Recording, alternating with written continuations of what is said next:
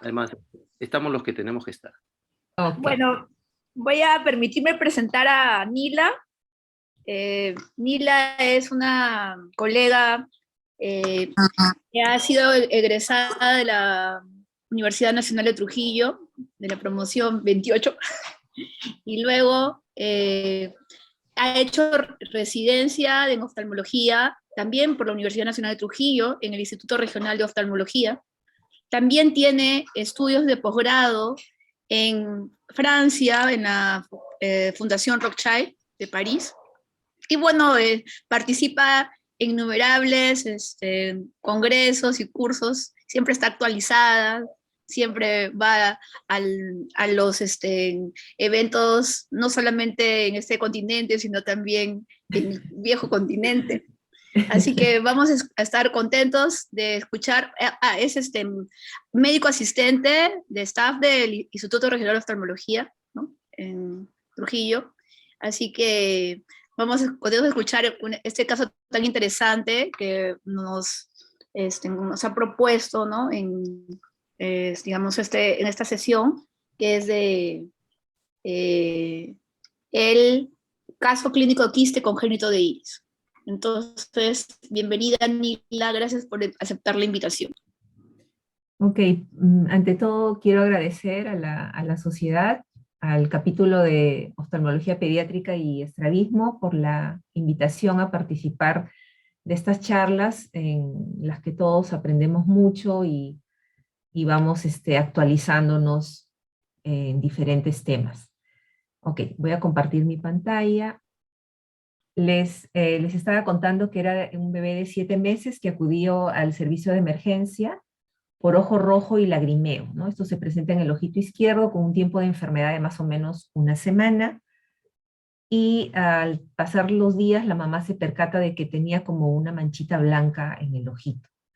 Entonces, los datos que pueden obtener en emergencia: la agudeza visual fija y sigue, una motilidad ocular conservada, el ojo derecho sin un signo patológico, y en el ojo izquierdo, que es el ojito que está comprometido, presenta un poquito de detritus, la conjuntiva está hiperémica, lo catalogan como que tuviera un pequeño leucoma, la cámara anterior la ven formada, la pupila fotorreactiva, el cristalino aparentemente tenía un buen reflejo rojo, estaba transparente, es lo que se ve en la evaluación que le hacen en emergencia. Entonces, el diagnóstico de emergencia fue como una conjuntivitis aguda y un leucoma corneal que probablemente asumieron que era por otra causa. Y lo tratan con ciprofloxacina, que es un antibiótico, y le citan a un control ya al servicio de oftalmopediatría dentro de una semana. El niño llega al servicio de pediatría el 2 de junio, o sea, más o menos 12 días después. Se le hacen una evaluación un poquito más somera, perdón, más detallada, y no había antecedentes prenatales o de la gestación que llamaran la atención, aparentemente todo normal, pero la mamá refiere que el lagrimeo persiste y que el bebé se frota constantemente el ojo. Y ya sacando más información, ella dice que más o menos estaba así, con esa fotofobia, una intolerancia a la luz, de cuando en cuando cierto lagrimeo, más o menos con 2 meses de evolución. Pero que últimamente había empeorado y por eso lo había llevado a emergencia. Ahora, en el examen, nosotros encontramos que tenía una fotofobia muy importante, no mucha hiperemia, y una opacidad corneal que involucraba como que casi 1/3 del sector nasal, ¿no? Y logramos ver con mucha dificultad que el iris estaba abombado hacia adelante y que tenía un toque endotelial justamente en la zona en que estaba opaca la córnea, ¿no? Y aparentaba tener unas sinequias posteriores, más o menos en 7 a 8 horario. El cristalino se veía transparente y tenía un buen reflejo rojo, ¿no?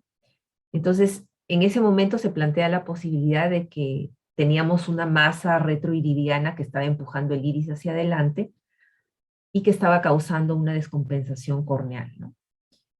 A descartar que fuera un quiste congénito, pero en realidad no se podían ver detalles de la tumoración, o sea, si era translúcido o no, era poca la información que teníamos en ese momento, ¿no? Porque un bebé estaba muy intolerante al examen, ¿no? Ahora, programamos obviamente un examen bajo anestesia que se hace el 4 de junio.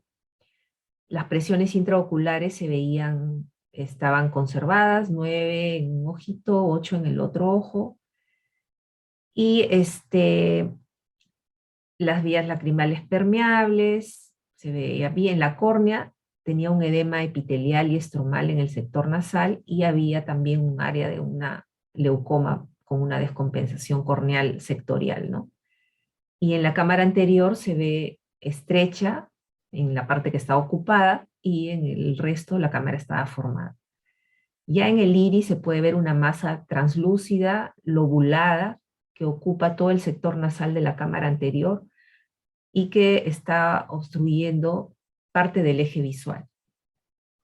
La pupila estaba con midriasis farmacológica para hechos del examen y se ve una discoria, ¿no?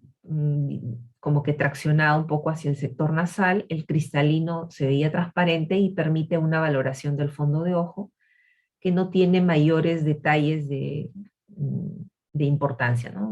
Un disco óptico redondeado, grande, coloración normal, con los vasos del nervio normales y las máculas se veía bien.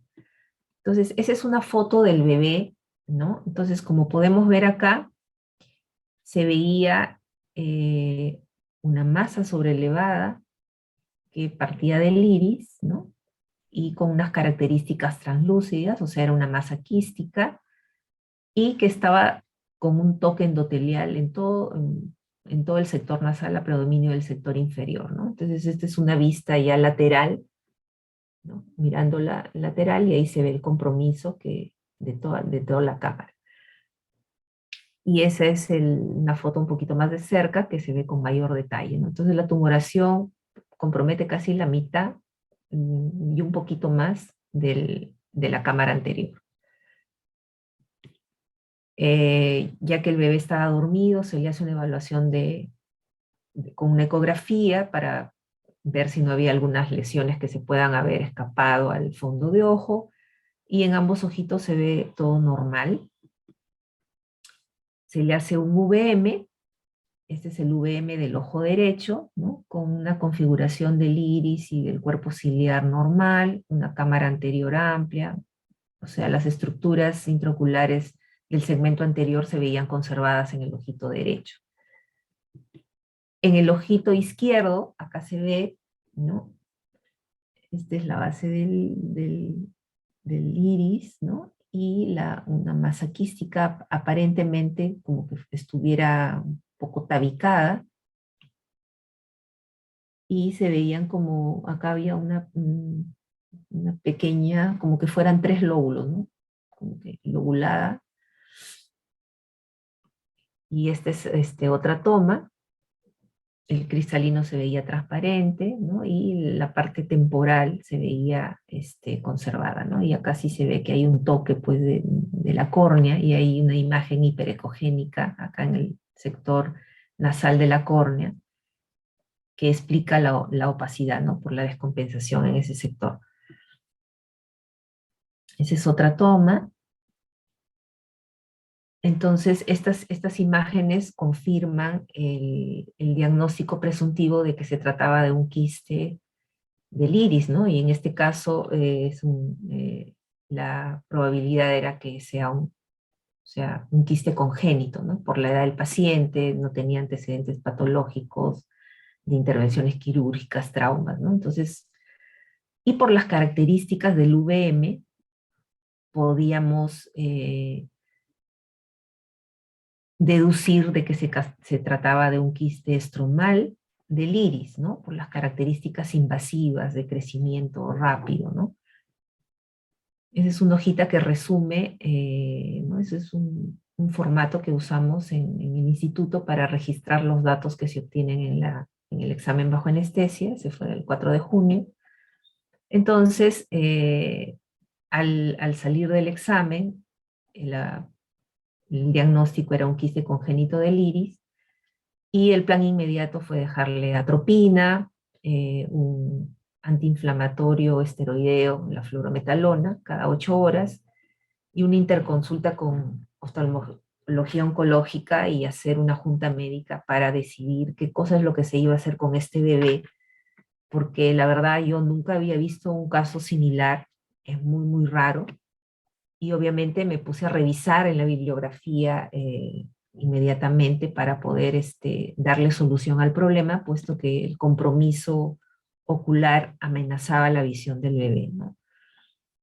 La mamá regresa 2 días después mientras hacía todas las evaluaciones para poder indicar el tratamiento que sería el definitivo, y al persistir con la fotofobia y el lagrimeo se decide cambiar la fluorometalona por la prednisolona, ¿no? Eso fue, perdón, el 11 de junio, regresa 4 días después para ver el resultado de la junta médica. No, en la junta médica convocamos a los servicios en ese momento el doctor de oncología estaba por la pandemia, estaba de licencia. Entonces se convocó a los servicios de glaucoma y córnea para sus opiniones, ¿no? Anteriormente se les había alcanzado la historia clínica del bebé para que ellos pudieran revisar también la bibliografía y dar su opinión en el momento de la discusión del caso clínico. Entonces, después de revisar la bibliografía, se acordó hacer un drenaje del quiste, más una esclerosis con etanol, y de ser posible una biopsia en la pared del quiste para hacer un estudio anatomopatológico. En caso no se pudiera hacer esta primera opción terapéutica, hacer una endodiatermia en caso de que exista la imposibilidad, ¿no? Y por sugerencia del servicio de glaucoma y por revisión de la bibliografía, dado que estos tumoraciones quísticas son muy invasivas y frecuentemente se complican con hipertensiones oculares o glaucoma, se decide, a pesar de que en el examen bajo anestesia las presiones estaban normales, se decide dejar un tratamiento de orzolamida con timolol.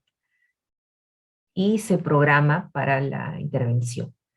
Ahora, un estudio muy interesante que se revisó junto con todos fue uno que hicieron en el año 2016 en el Wills Eye Hospital, a través iban recolectando casos, porque son un poco frecuentes, a lo largo de más o menos 10 años, entre el 2003 al 2013, ¿no? Y lograron juntar unos 16 pacientes, perdón, y vieron que eran ya pacientes que habían sido tratados con drenaje de los quistes, endofotocoagulación, crío, etc. Y habían recidivado. Entonces, ellos se plantean la posibilidad de hacer una esclerosis usando el etanol al 96%, y consiguieron muy buenos resultados en el 99% de los pacientes, ¿no? Entonces, en otros estudios, normalmente son como que los reportes son reportes de casos, ¿no? Hay muy pocos estudios que agrupen una gran cantidad de pacientes o un número un poquito más importante, debido a que es una patología bastante rara. Entonces, es por eso que, viendo los pros y los contras y la magnitud del problema del bebé, porque era bastante invasivo, entonces decidimos inclinarnos por esa opción. La verdad, ninguno de los que estábamos manejando el caso tenía una experiencia, pero decidimos seguir el estudio de la esclerosis con etanol. Entonces, este niño entra una semana después a sala de operaciones, se realiza el drenaje y luego la esclerosis con etanol, no se logra hacer realmente una obtención de, de la pared del quiste. Entonces, no pudimos hacer la biopsia y las complicaciones, perdón, el tratamiento posoperatorio fue un antibiótico, bastantes corticoides cada 3 horas. Se decide a seguir con la atropina y el tratamiento antihipertensivo, y para el dolor ibuprofeno en dosis para el peso del bebé. Entonces, el procedimiento lo hicimos, acá hay unas fotitos, lamentablemente el video no lo pude tener. Se usa una llave de 2 vías para no tener que estar, hacer una sola entrada en el quiste. Entonces, según la técnica que se describe, hay que ser, digamos, la complicación de esta técnica sería de que se puede extravasar el etanol a la cámara anterior, lo cual podría causar una necrosis, podría ser de mucho riesgo, ¿no? Entonces, se recomienda ser muy meticuloso, bastante preciso, ¿no? Entonces, con la ayuda del microscopio, lo primero que se hace, que hicimos, según la técnica, fue llenar la cámara anterior de un viscoelástico, acá se ve, por una paracentesis, y según la técnica descrita se tenía que entrar eh, ay, espérense, ya, transcorneal, justo a la cavidad del quiste, ¿no? Entonces, con otra agujita entramos transcorneal y hicimos con una jeringa tuberculina, una aguja 27 y una jeringa tuberculina, la aspiración del quiste, y luego, activando la llave, pudimos inyectar el etanol a la cavidad quística, y normalmente se espera entre 1 a 2 minutos. Se describe de que uno nota como una coloración un poco plomiza, ¿no? Esperamos que eso ocurra, y luego hicimos la aspiración del alcohol inyectado en la cavidad quística.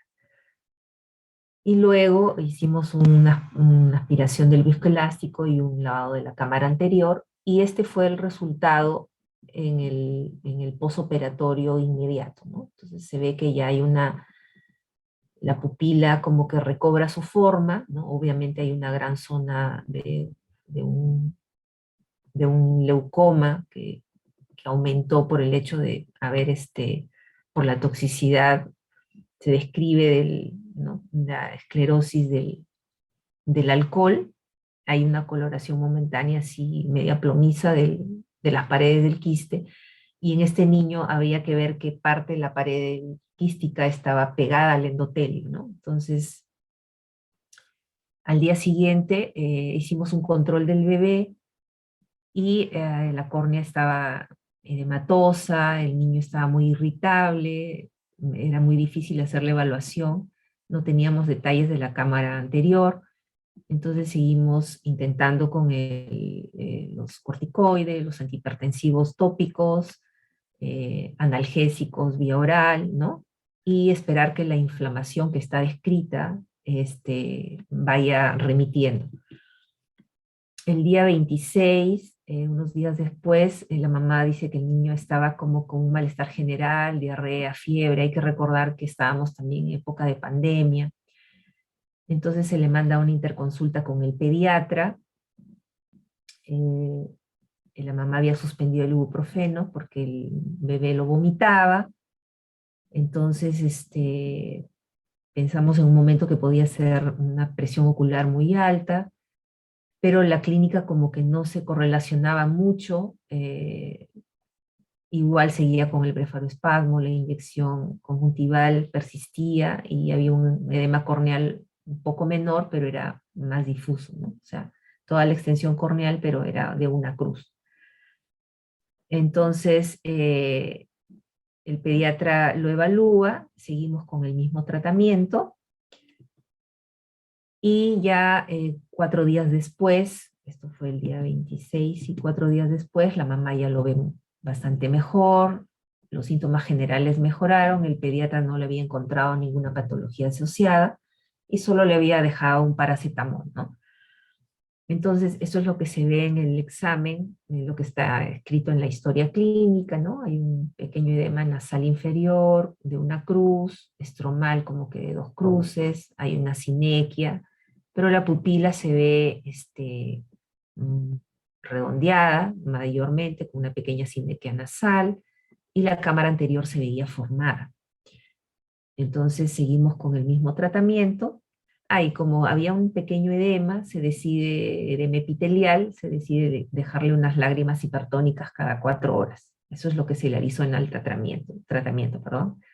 Y lo controlamos en una semana.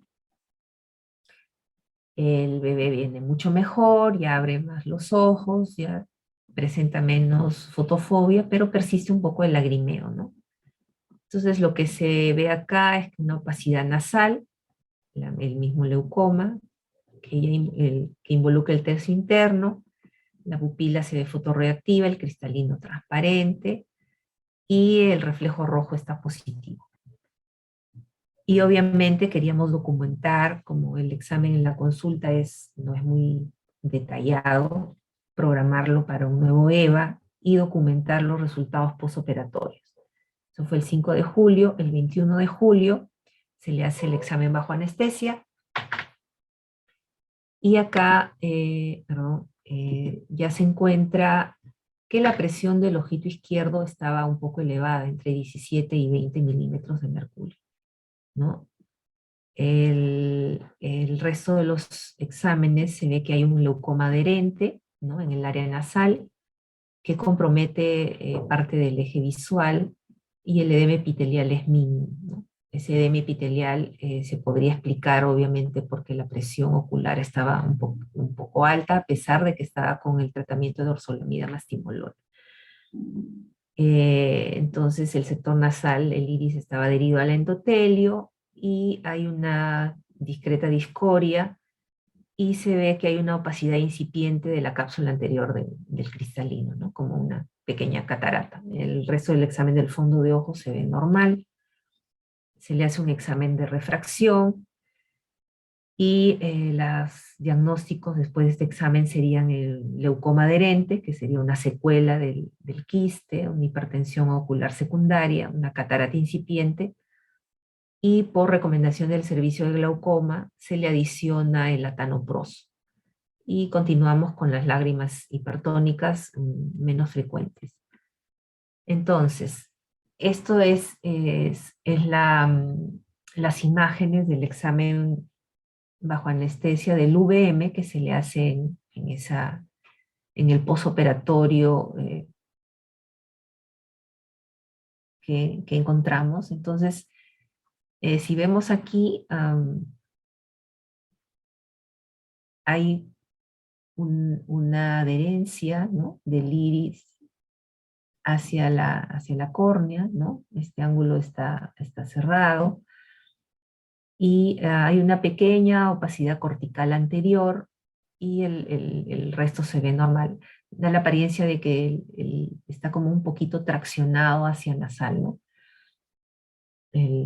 Como hay como un pequeño desplazamiento hacia nasal. Este es obviamente la cicatriz, ¿no?, la adherencia del iris. Esas son otras tomas, ¿no? Acá se ve un poquito con mayor detalle la opacidad cortical anterior, que es la zona de la zónula. El resto de la cámara anterior se ve bien, ¿no? Si nosotros recordamos, antes teníamos acá los quistes que llegaban hasta casi prácticamente hasta la mitad de la cámara anterior. Entonces se ve que hay una remisión total del quiste, no hay quiste, y solo queda la secuela, que sería la adherencia del iris, ¿no? Ahí están las medidas de la cámara anterior. ya el 28 de septiembre nosotros lo vemos otra vez en sus controles, que son periódicos obviamente, porque hay que hacerle un seguimiento estrecho. El niño, la agudeza visual fija y sigue, nos percatamos que el ojito izquierdo fija y sigue con dificultad, obviamente por el leucoma que obstaculiza un poco el eje visual, las presiones están conservadas, y perdón, acá no hay mayores cambios, ya no se ve el edema epitelial de la córnea, solo hay un leucoma, y obviamente la adherencia que estaba descrita ya en los exámenes anteriores, ¿no? Y el reflejo rojo un poco difícil había que buscarlo, ¿no? Por el leucoma que obstaculiza. Entonces, en esto se decide hacer una terapia para la ambliopía. eh, em, Seguimos con el latanoprost, el timolol, se le quita ya la atropina, se la reemplaza por tropicamida, y unas lágrimas naturales en lugar de las lágrimas hipertónicas, se le suspende el antibiótico, ya se le ve mucho mejor al bebé, simplemente asegurarnos el control de la presión ocular, por eso seguimos con los antihipertensivos, y ya nos empezamos a preocupar por el efecto de la deprivación visual que pueda estar teniendo el bebé, ¿no? Entonces empezamos con el parchado del ojito. Y lo citamos a un control en un mes, viene a su control, todo está dentro de lo detallado anteriormente, no hay mayores cambios, continuamos con la oclusión, y programamos un examen bajo anestesia que se realiza un mes después de esta evaluación, que fue el 21 de diciembre. Entonces esa es la hojita que detalla todos los hallazgos que tenemos. Acá hay como un resumen, las presiones están conservadas, eh, no hay mayor alteración, ningún dato adicional a lo que ya habíamos estado encontrando. El leucoma llega a la mitad del eje visual, la cámara está formada, hay una discoria, y sí hay una opacidad del cristalino, ¿no? Que también está descrita como las complicaciones que puedan tener los pacientes que tienen quistes así invasivos del segmento anterior, ¿no? Entonces ya se empieza a notar una mayor opacidad. Para esto le hicimos su refracción. Entonces el tratamiento seguíamos con la oclusión, ya hacemos una prescripción con sus anteojos, la oclusión 2 horas al día del ojito, y los diagnósticos, ¿no? La secuela del quiste, el leucoma adherente, una hipertensión ocular secundaria y una catarata secundaria. Y obviamente estamos incluyendo la ambliopía por el factor de la opacidad corneal sectorial que tiene el niño. Ese es el reporte del VM, ¿no? Acá se ve como que hubiera un poco más de tracción del cristalino hacia la zona nasal, persiste la adherencia, ¿no? Y el leucoma llega como a la mitad del eje visual, ¿no? Y a eso se adiciona que ya hay una catarata un poquito más importante. Entonces, las conclusiones que puedo sacar de este caso son que los quistes congénitos en realidad son una entidad muy poco frecuente. Es la primera vez que yo veo uno en un bebé. Y los primarios de origen estromal son de un rápido crecimiento, como se vio en este niño, ¿no? Bastante invasivos. Y las complicaciones pueden ser graves y pueden llevar hasta la pérdida visual. Y bueno, en este caso, la esclerosis con el etanol resultó ser efectiva y segura. Hasta el momento el niño no tiene ninguna recidiva en sus evaluaciones que estamos haciendo, se mantiene estable, es más, tiene una programación de un EVA para junio, y hasta el momento se mantiene estable, ¿no? Y obviamente, como está descrito, en este caso también tenemos las complicaciones de los quistes congénitos, como pueden ser, en este caso, una hipertensión ocular, las cataratas y la ambliopía, que son patologías que las tenemos que manejar de manera conjunta con otros servicios. Y bueno, ese es el caso que les quería compartir. Estoy abierta a sus preguntas, a sus comentarios, a sus experiencias que ustedes hayan tenido de repente con casos similares, ¿no? O reportes que hayan, que tengan conocimiento de algunos otros casos, ¿no?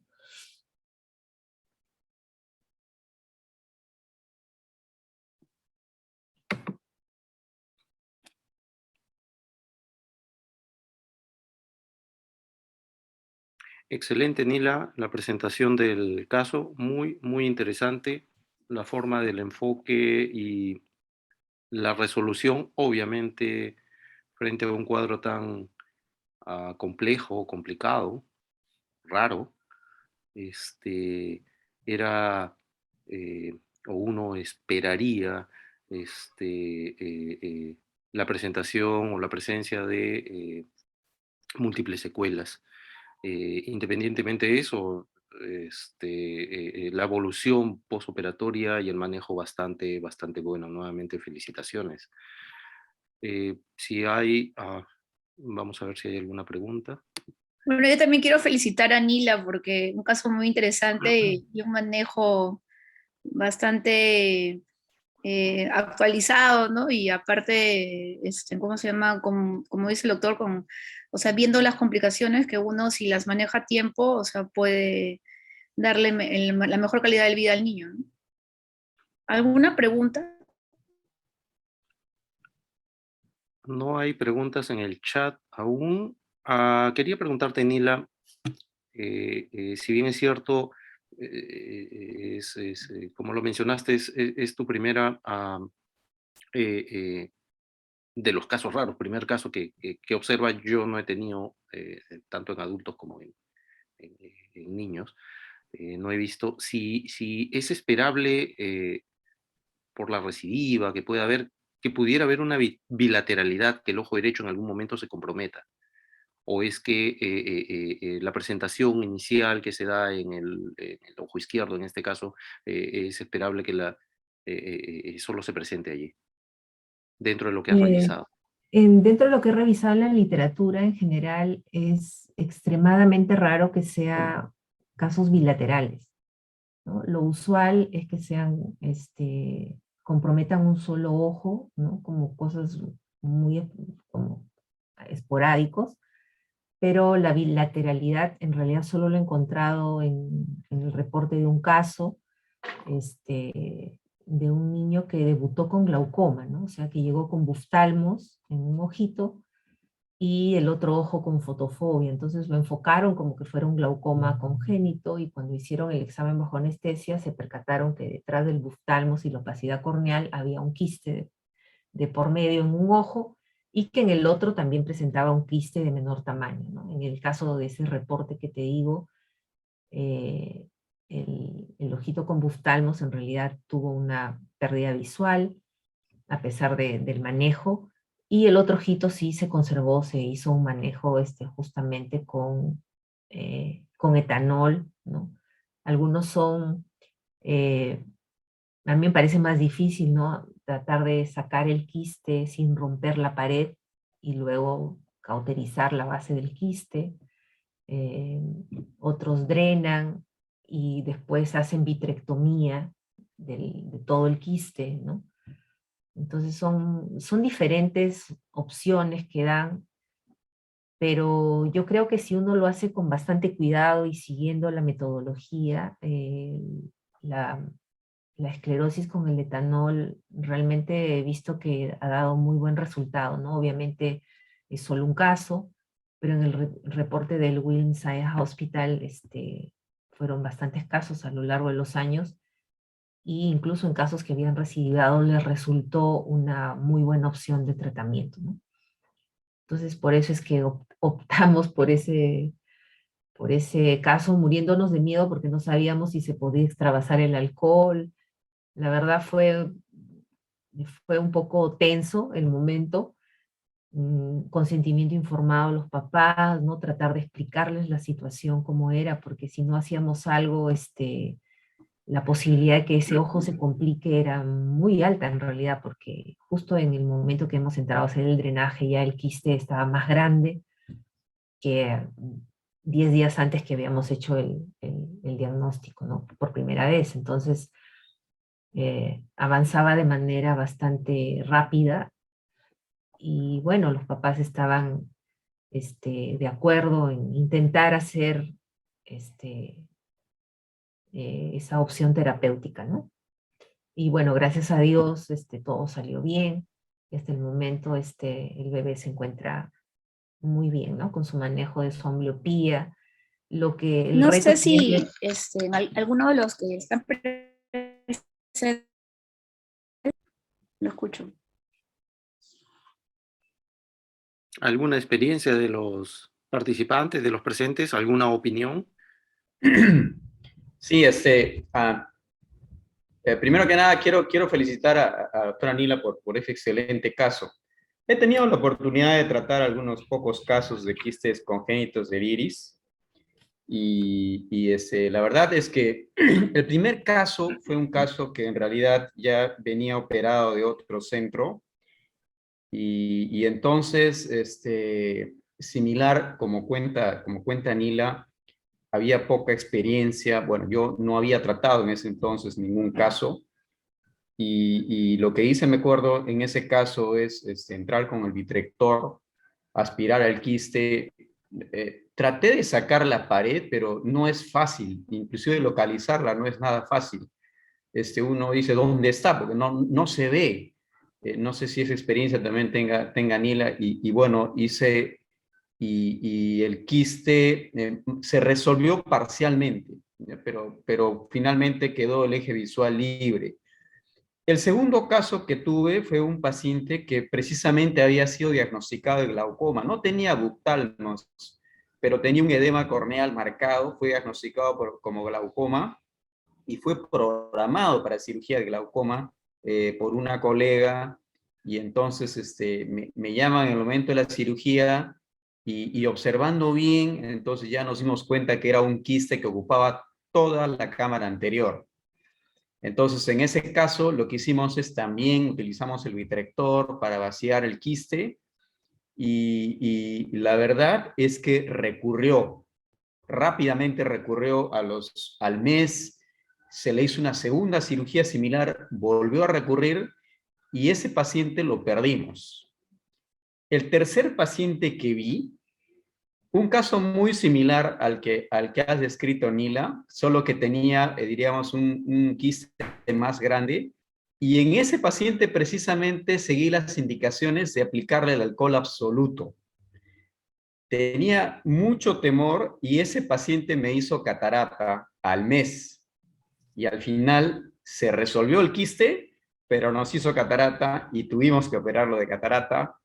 La córnea se volvió un poco opaca, no recuperó la transparencia que había antes de la cirugía. Y entonces yo hasta ahora me he quedado pensando cuál es la mejor técnica en estos casos. Si bien es cierto, con el alcohol absoluto ya no tuve recurrencia, pero la verdad es que me asusté bastante. Y yo en ese entonces no había, diríamos, encontrado una revisión donde hablara la posibilidad de la complicación de la catarata. Ahora que tú lo mencionas, la verdad es que me quedo un poco más tranquilo.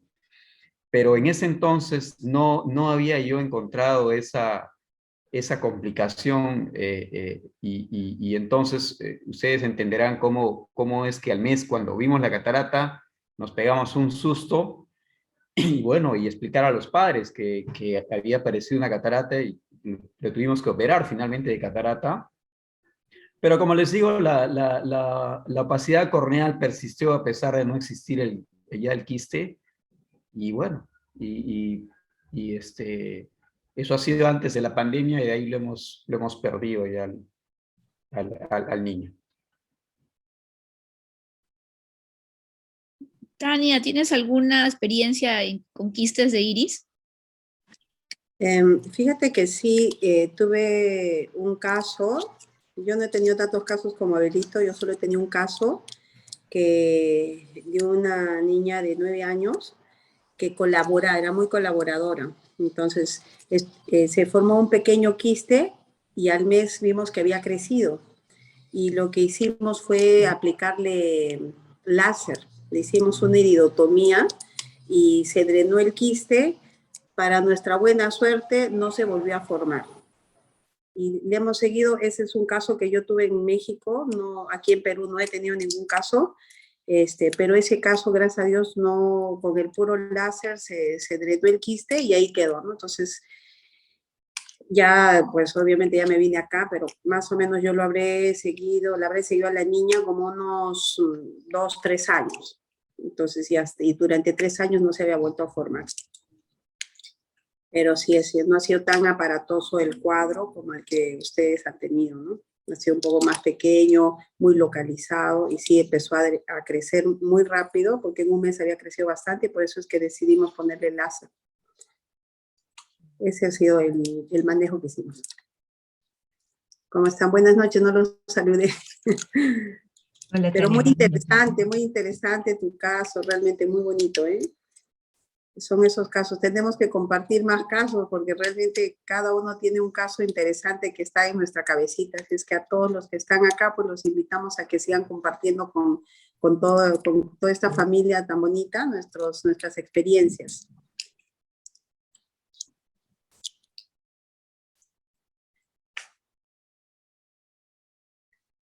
Muy bien, no sé si quieren, si tienen algún comentario más, chicos. Tal vez un par de situaciones. Uno lo mencionó Nila, con respecto al consentimiento informado, siendo estas situaciones raras, no habiendo un protocolo único, como menciona Abel, en cuanto a manejo, se han mencionado, cada uno de ustedes ha mencionado una o dos técnicas distintas de manera de afrontarlo. Primero, la comunicación obviamente con los padres, y lo segundo es, y más aún en situaciones actuales a las que la medicina está sometido, el consentimiento informado, ¿no? Y tratando efectivamente de poner la mayor parte de situaciones que se pueden presentar, como por ejemplo lo de la catarata, ¿no? O que puede recidivar incluso a pesar de lo que se hace, y lo que viene, la ambliopía, por ejemplo, que está manejando actualmente Nila con su paciente. Y el segundo punto es lo que mencionó Abel en lo que respecta a uno de sus pacientes, la necesidad de contar, de acceder, obviamente dependiendo de la localización. Nuestro país está muy, muy atrás en ese aspecto, de contar con tecnología, básicamente el VM, primero como diagnóstico diferencial, presumo, para precisar el quiste y que esto no sea, qué sé yo, un tumor sólido, un melanoma o algo por el estilo de los tumores iridianos. Y lo segundo es que, como a propósito del paciente de Abel, con una opacidad de la córnea, a pensar que es un glaucoma infantil, un glaucoma congénito, entrar y encontrar con eso, ¿no?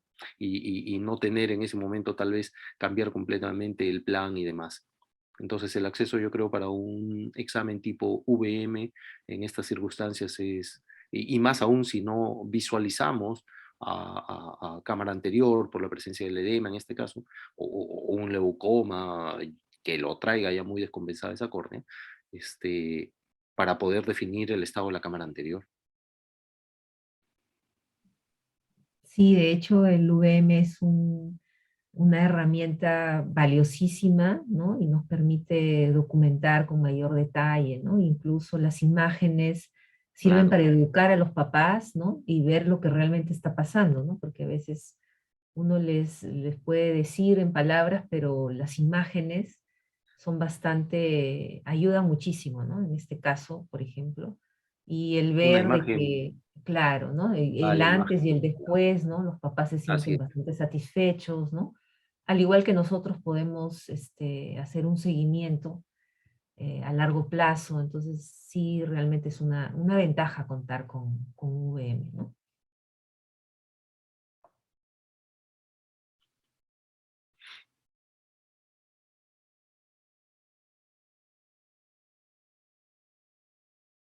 ¿Alguna pregunta de alguno de los participantes que quieran hacer?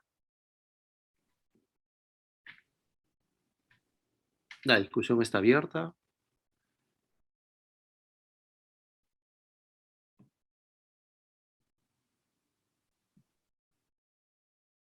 ¿Alguna situación más, Carolina? Me parece que no, el caso estaba bien interesante y creo que se han expresado pues tanto el doctor Abel como Tania de sus experiencias, ¿no? Y bueno, la importancia, ¿no?, del consentimiento informado, bueno, en general siempre, pero en estos casos de que hay bastantes complicaciones potenciales, siempre pues para evitar problemas médicos legales que ahora están a la orden del día. Es cierto. Y tratándose de un niño tan chiquito es bien delicado también, pues, sobre todo la edad, ¿no? Más sensible. Bueno, yo creo que no, Perfecto. doctor. Sí, creo que no habiendo alguna pregunta más bien agradecerle a Nila por compartir a este interesantísimo caso, a los aportes también, como siempre, tanto de Abel como de Tania, y a todos ustedes por su participación, que esperamos en las siguientes charlas se puedan volver a repetir y, como dijeron al inicio, ir enriqueciendo con estos casos eh, eh, las prácticas de cada uno. Muchas gracias y será hasta la siguiente reunión. Ok, Sí, muchas hasta la gracias, siguiente amigo. reunión. Gracias, Nila. Gracias por la invitación. Lindo caso. Hasta luego, buenas noches. Hasta Gracias. luego. Buenas noches. Ya. Buenas noches con todos.